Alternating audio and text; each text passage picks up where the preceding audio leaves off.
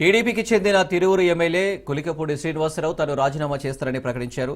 తిరువురు నియోజకవర్గంలో రమేష్ రెడ్డి అనే నేతను పార్టీ నుంచి సస్పెండ్ చేయాలని పార్టీ అగ్రనేతలకు ఫిర్యాదు చేశారన్నారు. 10 రోజుల కిందటే ఫిర్యాదు చేసినా స్పందన లేదన్నారు. రమేష్ రెడ్డి బాధితులు కొంతమంది కులికపూడి శ్రీనివాస్ను కలిసి తమ గోడు వెళ్లబోసుకున్నారు. వారి మాటలు విన్న కులికపూడి శ్రీనివాస్ రమేష్ రెడ్డి వ్యవహారంపై తాను హైకమాండ్కు 10 రోజుల కిందటే ఫిర్యాదు చేశారన్నారు. ఆయనపై చర్యలు తీసుకోకపోతే రాజీనామా చేస్తారని ప్రకటించారు.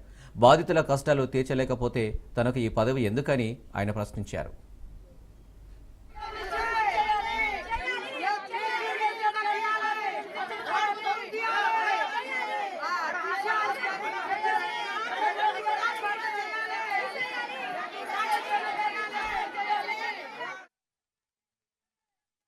తిరువురుతో సంబంధం లేకుండా ఎక్కడో హైదరాబాద్లో కూర్చొని లేకపోతే విజయవాడలో కూర్చొని యూట్యూబ్లో వీడియోలు పెట్టుకునే వాళ్ళకి ఒకటే చెప్తున్నా, నాకు స్పందించడానికి ఒక్క నిమిషం చాలు. నేను ఈరోజు శాసనసభ సభ్యుడిగా నేను ఏం మాట్లాడినా అది పార్టీకి ఇబ్బంది కలగకుండా ఉండాలన్న ఉద్దేశంతో ఇప్పుడు అడుగుతున్న పార్టీ పెద్దలను కూడా ఎంపీ గారి విషయంలో రమేష్ రెడ్డి చెప్పే మాటల్ని నేను నమ్మటం లేదు.